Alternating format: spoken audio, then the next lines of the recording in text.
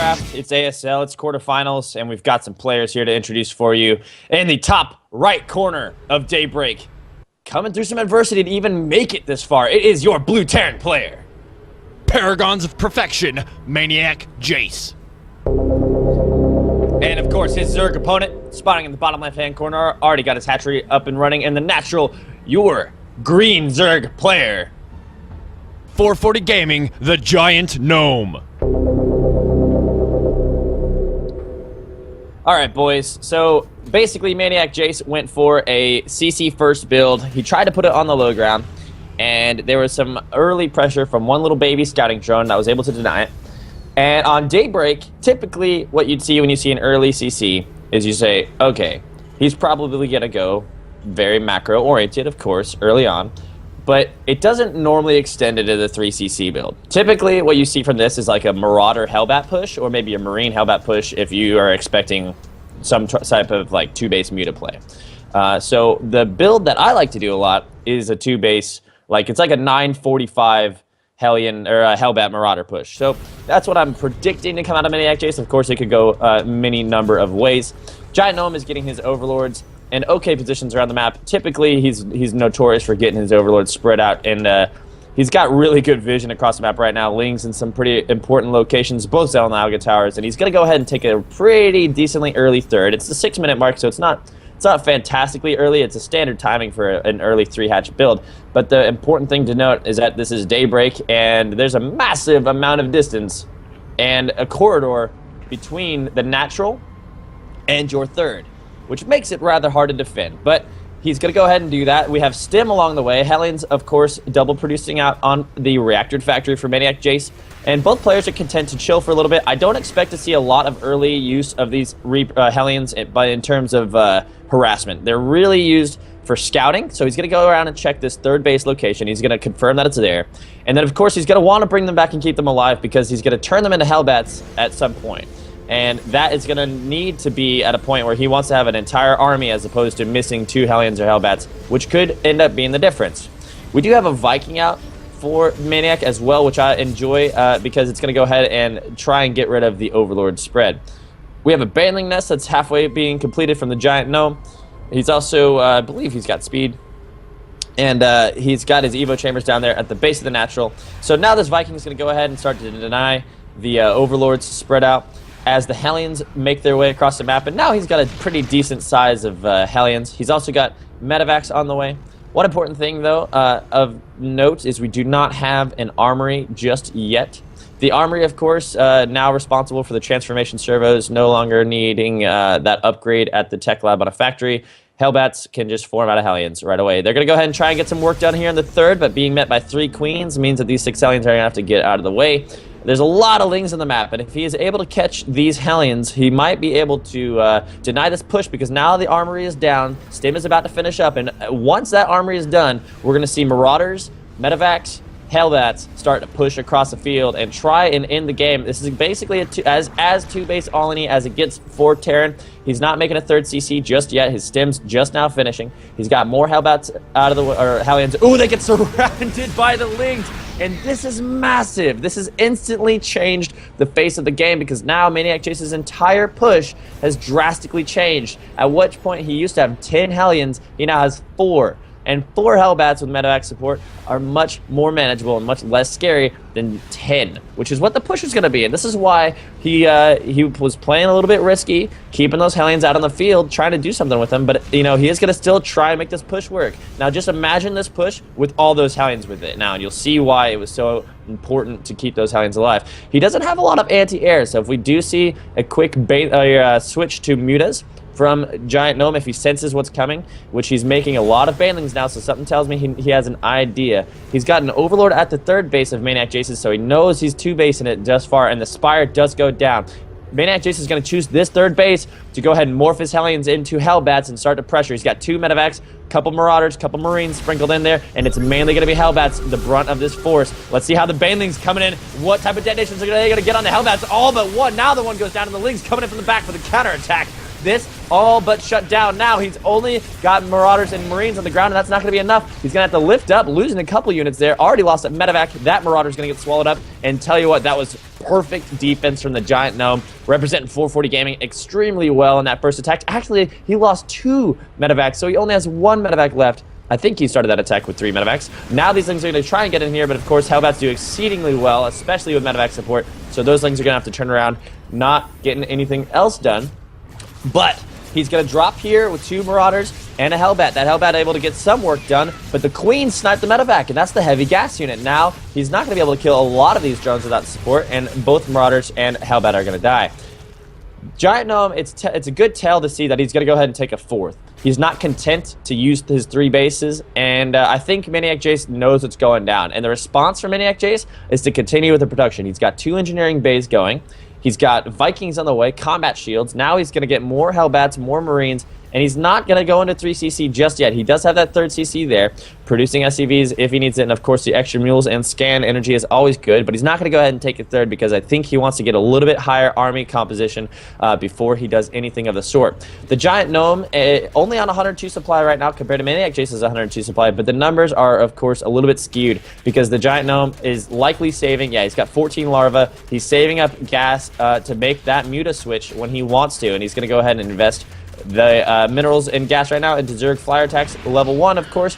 Gonna get those mutas going down, and +2 attack and armor on the way already for his ground force. And of course the units of our Terran friend MaNiacJace are on 0-0 still, so nothing doing for him in the upgrades. Pretty much Giant Gnome has got this one almost in the bag. He just needs to see it out. MaNiacJace is gonna have to make a play here. He's gonna have to do something crazy, and it's not gonna be taking the 3rd because there's Overlord spread creep there, so you know it's gonna be a little bit for him. That Viking's still going around trying to hunt Overlords, but this Queen is going to look to deny it. Nope, it's just going to go try and lay some creep. He does confirm the existence of the 4th, and now we see 3 Vikings for the MaNiacJace, and that's a bit interesting because, well, there's a lot of what appear to be these flying green things that, well, they don't really like Vikings that much, and they're about to go take them all out. So Muta's already on the way. He's doing some expert micro, taking away the damaged Mutas, and he doesn't lose a single one, takes out all 3. He's going to deny this 3rd if he wants to, but instead he's just going to pull back. Giant Gnome content to form more Banelings there at the 3rd, and MaNiacJace not getting his army ready. He doesn't know this is coming yet. Now he's going to need to split. He's going to need to get that army apart so he can get the damage and surface area to get that army to not just die instantly to a big Bane bust. Giant Gnome, excellent control in his army, keeping his mutas separate from his banelings and lings. Gonna go ahead and see what damage he can do to this natural, or the main rather, as the mutas go into the production line, and see what units or structures they're able to take out, targeting down a reactor on that barracks. Any little bit is gonna annoy MaNiacJace because it's gonna force him to come back and defend. And if you look at the minimap, that entire blue army is coming back. He is not leaving anything at the 3rd, and if the Giant Gnome sniffs it and smells it out, he's going to send that entire ball of vaporous acidic gas over there, and it might have a field day with some SCVs, but he's content to pull back. I think he knows he has the upgrade advantage. He knows, of course, he has the base advantage. He's perfectly content to do whatever he wants now. 2 Hellbats making their way into the main. This is all but shut down. The Lings already there. There's more Lings than you can even, if you have... I mean, there's nothing, you don't even need to say anything about that. There's just Lings covering the entire map for some time. 3-3 on the way. No, rather, 2-2's just finishing up, as well as Baneling speed. So we'll see those Banelings start doing the front flips. No turrets here to really zone off these mutas. They're pretty much able to do whatever they want as the Lings and Banelings come into the 3rd. Widowmines go down, but this army is getting completely surrounded. The splits were decent, but nowhere near enough. Look at this. This is the worst sight you want to see as a Terran player. Just a mass of Zerg coming across your map. Now he's coming across with Marines, Hellbats, and Medevac support. No splits as of yet. There, we're going to get his army split up a little bit, but the Baneling busts are as good as they can ever be, and just so much Zerg at this point in time. Down to 72 supplies, MaNiacJace and Giant Gnome in the driver's seat to take game 1 on Daybreak, and GG is called. Well done. Congratulations to the Giant Gnome taking game 1, and pretty...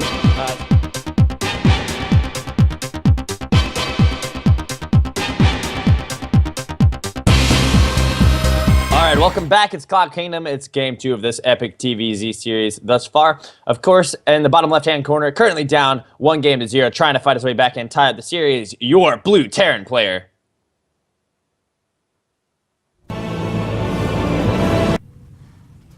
Paragons of Perfection, MaNiacJace.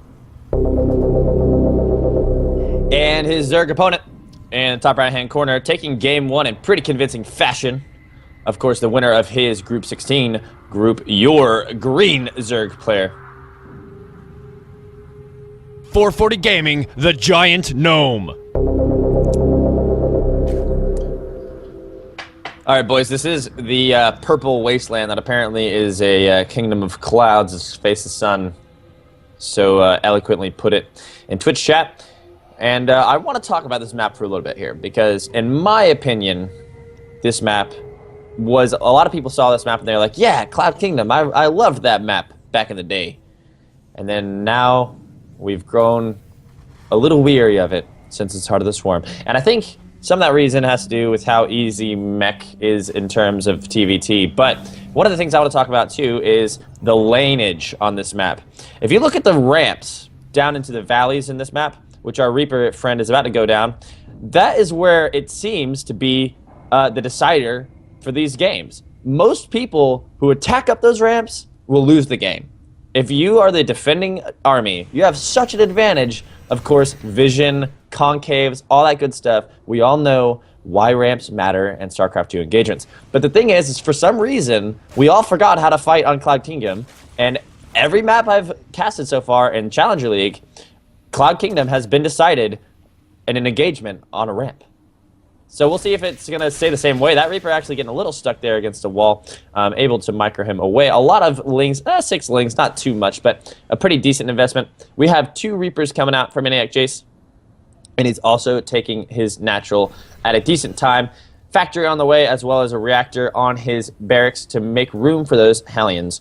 Speed, of course, pretty close to finishing. Pretty standard play out of our Zerg player. He's getting his Overlords into his positions that he likes. Pretty notorious for that. Giant Gnome already putting a Overlord over the third as these Reapers come in here and try and get some hull damage on this Queen for free. And essentially they're going to do that, and they're going to come home and chill a little bit before getting their HP back up as well. A bunker going down at the natural for MaNiacJace. He tends to like his bunkers, and he's going right into a starport production. His natural is just now going to finish, and he's going to throw an orbital on that just as soon as he remembers to. Another reactor, or rather tech lab going down on the barracks, so we might see some Banshee play along with Hellions. MaNiacJace, if he stays with the Banshees, looking to be more two-basey, more two-base play out of him, and he does have 2 refineries, so it's looking that way. And out of our Giant Gnome, out of the Zerg player, there's the Flying Shark, everybody. No reason why that exists, it just does. But out of the green Zerg player, he's pretty much saying, okay, I'm going to wait till I see what you're doing. I'm going to keep just droning up and macroing up because he's taking a third right now. He's got his Overlords in pretty decent spots. He's keeping control of the watchtowers. He's doing that Zerg player, that thing that they do where they just respond and they wait until they see what you got. And they see it, and he's got all of his stuff to make sure he's gonna see it because he's got an Overlord right outside the natural, ready to come in. He's sending in the Overlord at the 7-minute time. That's pretty much the spot-on time to send in, and maybe a little bit earlier than that. But it's no problem sending it in now. And what if he's gonna see is STEM researching, or he's gonna see that the tech lab is researching on the barracks if he gets his Overlord over there, because of course the Vespene gas emanating off that tech lab lets us know that it's researching. He's gonna see.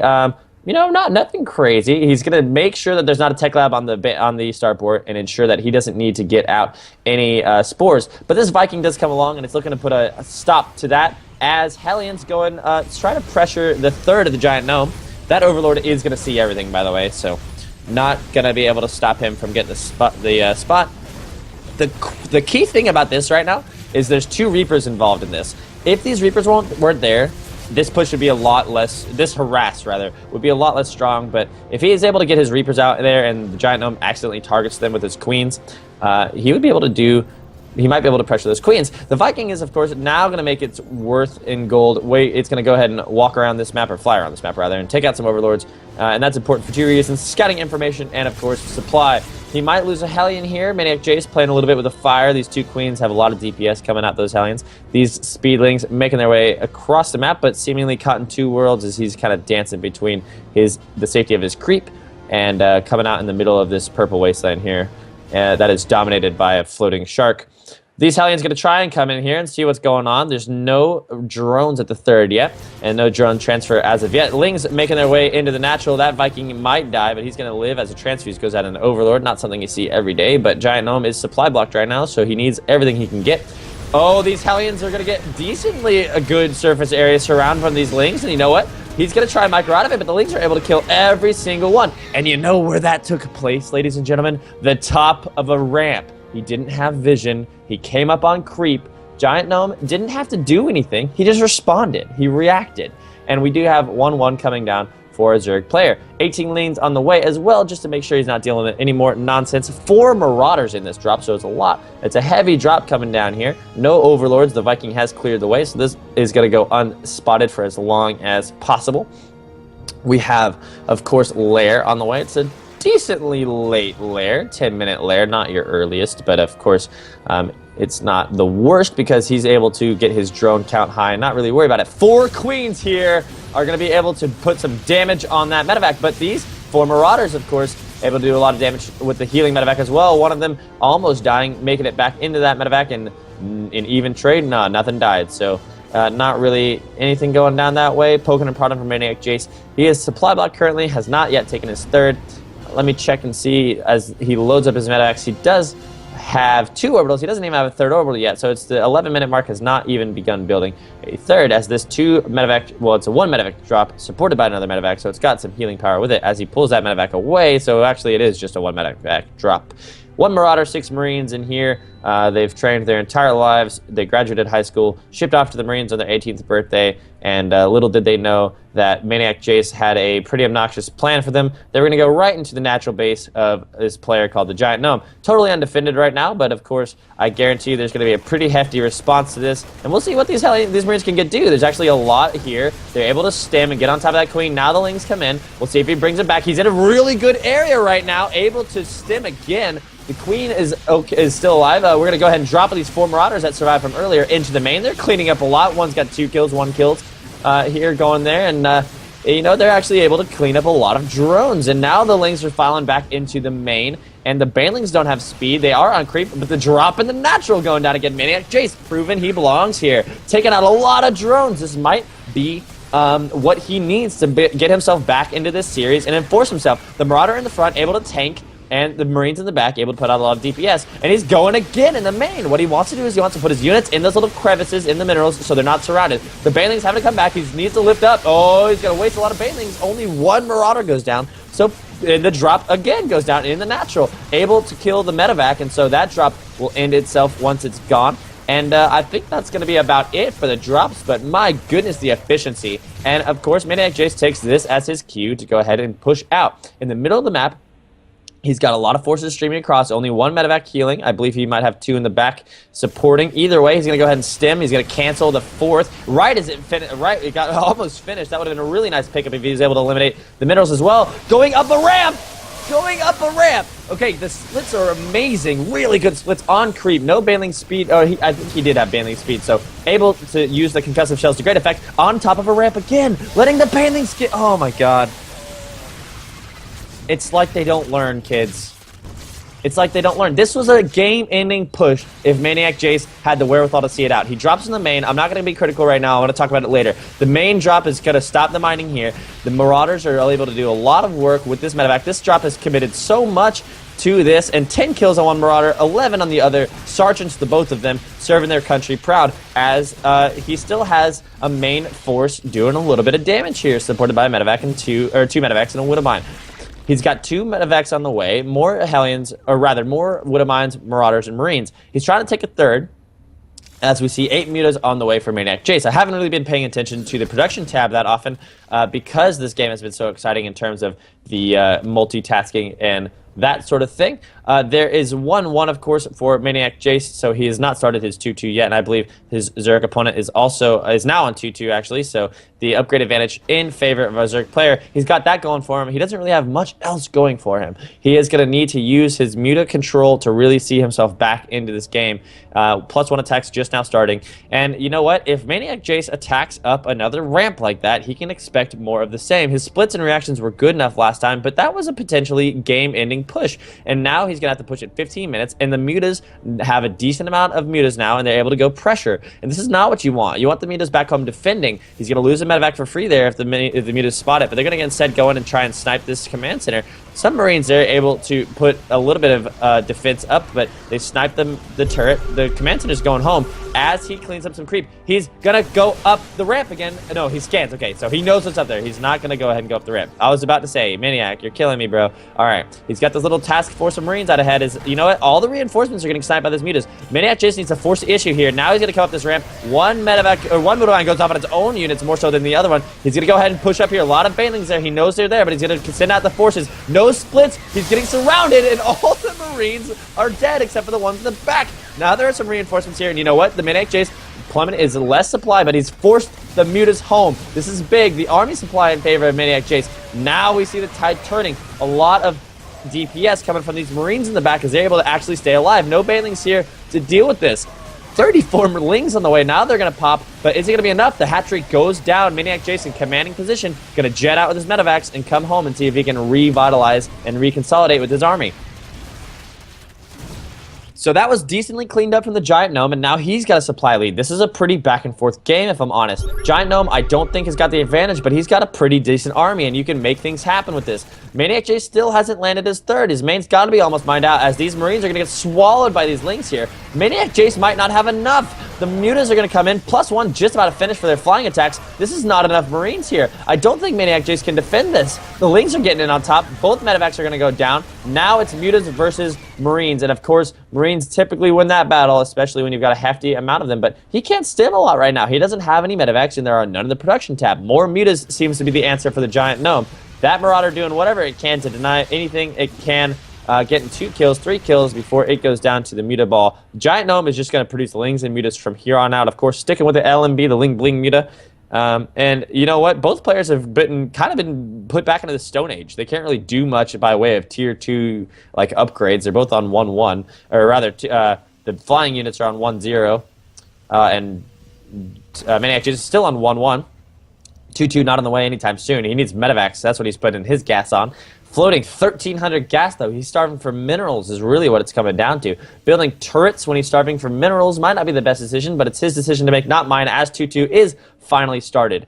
We do have, of course, the natural is pretty much saturated. A lot of mules going down. That Muta ball cannot fight these Marines, but those Banelings can help. The splits are going to happen eventually, hopefully. Here they come. Stim goes down. A lot of Banelings get in. They're able to get some really good detonations. That's too many Banelings. They're able to clean up most of these Marines. And then Giant Gnome, is he going to be able to push this advantage? There's not a lot left to defend this. The repair going down in the turret, but the turret's going to go down. And once that's gone, it's just a handful of Marines. And Lings are flooding across the map. The command center is lifted. Not really going to help it because these Mutas are numerous and they've got +1. Lings are going to surround these SCVs. Medevac's able to do what it can, but those command center goes down. 2-2 not even close to finishing, but a drop on the way for MaNiacJace. I don't know if this is the best response, but it's his response, and we're going to see how much it can get done for him. Just 6 Marines. The Mutas are chasing down. The bait is real. One Wintermine goes off, no kills. Just yet 1 kill, rather 1 Muta. So the bait was really crafty. He's going to go ahead and drop this. There are Lings in defensible positions, but I think he knows that. He's going to go right up into the main and elevator up, taking out 1 Muta. No Mutas will die in the making of this drop. But Lings are able to get in on top of this. The Marines are going to die, and then once the Marines are gone, well, the medevac is gone as well. The Muta's going to go ahead and be able to clean that up. MaNiacJace seemingly on the ropes here. He needed to make those earlier pushes work and just not able to get enough damage done. Giant Gnome is reconsolidated, and you know what? He's looking pretty healthy right now. Creep spread halfway across the map. Lings, Banelings, Mutas, everything you want as a macro-oriented Zerg in this type of play against Terran. And you know what? It's going to be very, very difficult for MaNiacJace to get his way back into it. Of course, if anything can do it, it's Terran. Bunto balling up those Mutas, and 1 Widowmine hit goes down on him. That's not what you want to see out of Giant Gnome. Not the best control. He knew the 1 Widowmine was there, but I don't know if he knew about the second. The Banelings and Lings coming up into the natural now, or the third rather. The splits are pretty decent from MaNiacJace as well as he can. A lot of Banelings go down, but there's still Marines here in the back. More Banelings on the way, and the Banelings are going to be able to get the detonations that they need on the Marines. Now, there's a healthy amount of Marines here, but that command center is gone. MaNiacJace is down to 1 command center, and at this point in time, you need to be on 3 or 4. It's a 22-minute mark, and of course, he's been trying to establish that third all game, but Giant Gnome perfectly plays it and is going to be able to deny that third once again.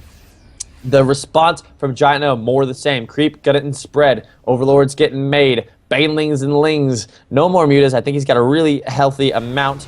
He's got total 19, it looks like.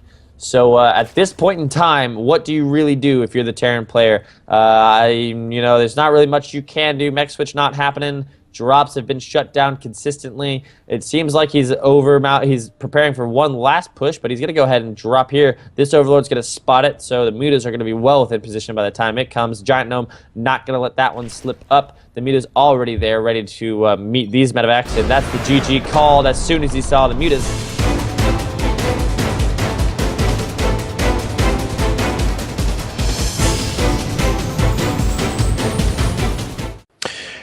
All right, welcome to Cloud Kingdom. It's Game 3. It's TVZ. It's player introductions. In the bottom left-hand corner, currently down 2-0, fighting for his tournament life, trying to get into that semi-final place. It is your Red Terran player, Paragons of Perfection, MaNiacJace.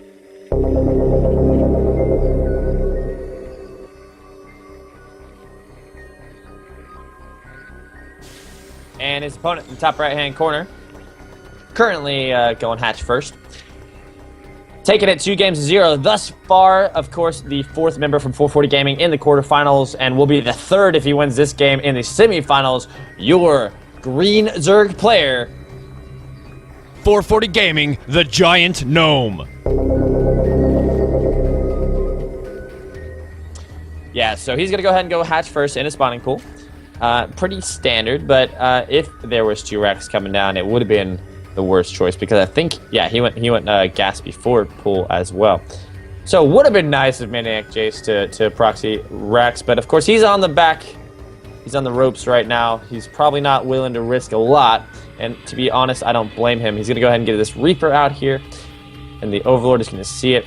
Fairly standard. He's put out 6 lings decently early, as well as 2 queens. Giant Gnome doing this, of course, pretty consistently. He did it in all 2 games that we've seen out of him today. As the lings pop, this Reaper is going to find them and be like, well, I guess I can't do much else, and I'm going to go home. Giant Gnome also going to start speed. So Giant Gnome likes to sacrifice a bit of dronage in the early game for a little bit of safety to see him into the mid game. He doesn't like to die anything. Oh, and he might get the surround. He's going to get the last hit. Oh, that was really close. The Reaper actually able to kill one of the lings as the second Reaper comes up and joins him. But, of course, that second Reaper is going to have to wait to get his payday, because he's got a buddy there who needs to heal up a little bit. MaNiacJace back home has taken his natural, fairly standard timing, as well as putting a factory up. But we do see a third CC go down. So the play for MaNiacJace, he's going to go away from this standard 2-base play, and he's going to go in with some 3CC before factory finishes, rather. So it's not as super greedy. It's not like a bomber macro style 3CC, but it is, of course, still a 3CC. And with that inherent risk to baneling busts, roach all-ins, that sort of thing. So we'll see if the Giant Gnome scouts it, and we'll see what his reaction is going to be. 3 Reapers on the field. Gonna be able to take out this queen should they so get the surface area. 1 queen goes down, and they're going to be able to make it out with their lives. Of course, I believe if they all shoot the same thing at once, they 2-shot lings. So they need to survive there, and he's going to be able to loses 1 Reaper, almost losing a second. That was a little unfortunate for MaNiacJace. It would have been perfect had he kept all 3 alive. Of course, massive scouting. The Reapers, not just for the harassment, or not especially for the harassment, as the speed leagues come into play, they're able to clean up the Reapers that are left over. You want to keep your Reapers alive because you can send them in at certain timings. The timing is 6:30, around that timing, of course, for when you start to see the Roach Warren go up, or this or that. Well, at least you'll see the Roach if it's completed. But we do have 2 Evo Chambers going down in the 3rd hatchery, so Giant Gnome not straying the course, staying with what has worked for him thus far. And Giant Gnome just demonstrated time and time again that he's pretty much a boss at doing the whole Zerg macro thing. Now, MaNiacJace, on the other hand, has changed up drastically, and Giant Gnome is going to come in, and he sends in his Overlord at the 7-minute mark. And he does that every time. Typically, you see them send it in a little earlier. I don't want to say you want to send it in a little earlier, but he sees the 3rd CC, and he knows exactly what he's up against. And I bet you the Giant Gnome is going to be feeling pretty happy about this, because his game is the macro. He was born into it. He was bred by it. You immediately experienced the macro. Stim about to finish up for the MaNiacJace Terran. 10 lings on the way, as well as 1-1 for the Zerg player Giant Gnome. And you know what? The game has kind of fell into a bit of a lull here. We do have one Reaper still alive, I believe, along with those 4 Hellions. They're going to go out and confirm that the third has been taken. And pretty much not be able to do a lot other than that. I think GiantNome's control is going to be good enough to not let them into the natural mineral line, which is the only place really he could get damage done. Instead, content to fire a couple of flaming volleys at this third for whatever that's worth. Of course, hatcheries, 1,500 hit points. It would take a lot of time to take out a hatchery. And I don't think GiantNome is going to be able to let him do that as the Reapers and Hellions come in here and at least try and get some damage done. The response from GiantNome is to not just run his lings at them. He's going to run them behind. If you look at the minimap, they're coming from behind, and this is not going to allow MaNiacJace to really escape. This is a great play from GiantNome. These Hellions able to get in a pretty decent position, but not enough, and the surface area for these lings was just enough for them to basically kill everything. And it's little things like that that show you GiantNome's game sense. He's really good at sensing, okay, should I just throw all my lings at it? Yeah, I'll probably clean it up. But instead, he chose to attack from behind. MaNiacJace then had to make a play. It forced the opponent to make a play as opposed to saying, oh, I can just pull back my Hellions and Reapers. I'll be just fine to come away with this. He said, you have to do something different. You have to do something drastic. It forced him to go into the nook and cranny of the mineral line. And in the end, Zergs will gladly trade a couple of lings for those initial Hellions and Reapers, because the Hellions and Reapers don't just mean units for the Terran player. They, of course, mean map control, map vision, and all the good stuff that comes from that. This Overseer going to get in and get a brilliant scout, seeing everything. Totally going to die, but it doesn't actually die. 2 hit points over that many Marines. The Changeling Marine going to join the ranks. She's like, what? I've been here the whole time. You guys see that fucking Overlord that just flew past us? Yeah, I was shooting at it too. Crazy, it lived, huh? And he's gonna go ahead and blend in and just be perfectly content to, you know, be fat and sassy with his fellow Marines. I wonder if they're gonna accept him as one of their own, go to his kids' birthday parties, things like that, and then one day be like, hey man, did you hear about that Phil? Yeah, Phil, turns out he was a changeling. What? No way, Phil was a changeling? Oh my god, I went to that guy's birthday party. Yeah, I know, me too, crazy, huh? Anyway, changeling gonna go ahead and get all the scouting that he wants. He sees the third, and there's already creep spread there, so he's gonna have to do something about that. I wonder if everyone's gonna be like, Phil, why aren't you shooting the Overlord? Phil, why are you just standing there, Phil? Hey, Phil, shoot the Overlord. Nope. Phil's like, hey, guys, did you guys see the Overlord? Regardless. We've got the third the third ramp is all up and running. And, you know, he's just going to do up. Yep, 1, 2, 3, 4. A little bit of a supply block for GiantNome as he loses that Overlord at the third of MaNiacJace. But he's taking a fourth in the top left-hand position, get this creep spread, fat and happy, going to go ahead and break down the rocks, separating, or it looks like he wants to break down the rocks. He's got a sizable force there. Yeah, he's breaking down the rocks between the gold base and his natural ramp. Always a nice thing to do. That changeling is not getting in the bunker. He's making sure that his boys get in there just in time, though. He's like, yep, you guys get in the bunker. I'm just here, just checking, making sure everything's okay. You guys see that? Hear about those changelings these days? Crazy, huh? 2-2 on the way for GiantNome. 9 mutas and Hive, of course. So this is looking pretty rough for MaNiacJace. Phil the changeling is on his last leg here. He's got 8 seconds to live. And then everyone's going to hear that terrible noise in 2 seconds. And as a player myself, when I hear that noise, I just go, God damn it. Because I know there's an Overseer in my army, and he knows everything that I'm doing. He's seen me the entire time. GiantNome got his army composition pretty content to move out on the map. Coming off of creep, a lot of mutas a little out of position, but of course GiantNome's got great control, going to go ahead and reconsolidate, bring his army back onto creep, and force the fight. Because if it stays the way it is, MaNiacJace is going to lose. He's coming up a ramp. He's coming up a ramp. He's stimming again. It's a double stim. Banelings get on top of some of these Marines. The Lings are able to get a really good surround. No more splits. MaNiacJace is falling apart here. The Muta's able to take out the medevac. This entire Bioforce is cleaned up. Not much else you can say. A little bit left over here at the top of this ramp, but MaNiacJace kind of charged head into that, right onto the top of a ramp. And you know what? It worked out really poorly for him. More Banelings morphing at the bottom of that. GiantNome content to say, you know what? I'm going to force the issue. Nah, I'm just going to chill. You need to force the issue. You need to do something drastic. You're the one who is on the ropes here. I'm winning 2 games to 0, and I have the advantage in this game. I'm going to do the same thing I've been doing, hitting my injects, harassing you with mutas, stopping those barracks. You don't have more production. This is so annoying. He hasn't even lost a single muta yet. His 4th is established. His 5th is established at the gold. His creep is almost halfway across the map. He's got cracklings on the way because They've got adrenal glands as well. His hive is already done. He's already got an infestation pit lie down, so 3-3 can happen whenever it needs to happen. His entire army is almost banelings. At this point in time, you look for little routes that MaNiacJace can get back into the game. And honestly, if you sit back as a Terran player and say, I'm going to macro until I get a decent army composition, of course, he tried to do some damage to the Hellions and Reapers, was denied pretty easily there. You know what? If you say, I'm going to sit back and I'm going to try and out-macro a Diamond or Master Zerg player, at that point in time, they know what they're doing. They have the mechanics necessary to not screw up. And you're going to be asking for it. And, you know, MaNiacJace, of course, didn't want to be put in this position, but he doesn't really have a choice, does he? This Muta is able to do a lot of harassing here in the main. And we're going to see what the, you know, MaNiacJace still has a chance. You know, of course, it's not over till it's over. And he's got to make, but he's got to make some significant plays here. He's got to really take an engagement well, and this is where the plays happen. And he lifts up his minds. The Mutas and Banelings and Links, everything getting on top of everything.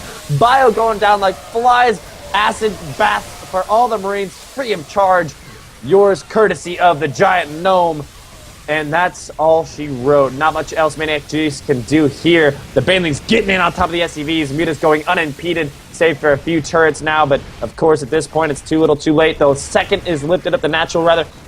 The entire mineral line is gone. There is a double drop happening on the main of Giant Gnomes, but this is not going to do anything. This is just, it might take out the hive, but then what? Like, you know, I've got ultras on the way. There's not much else you can say. I mean, it's going to be rough. Like, from this point onward, MaNiacJace is basically has to take godlike engagements, and I mean, you could probably give a gold leaguer this army and tell him to go beat you know, a diamond player, and then he probably could if he just needs the A move. It's not that big a deal at this point in time. MaNiacJace trying to make it work, down 100 supply. It is his tournament life, and he's going to try for all he's worth to make this Game 3 happen in some form or another. He has played a great tournament. He's going to come up this ramp, stemming up this ramp, get totally surrounded by these Lings, try and do some stutter stepping, get absolutely devoured. A couple of Marines still stutter stepping their little lives out, but you know what? It's just a matter of time until they are gone, and once they are, I'm not sure there's much else he can do besides just keep making little bands of Marines and Marauders and get absolutely obliterated. Giant Gnome coming in with this mass of swarm, and good game, good luck called.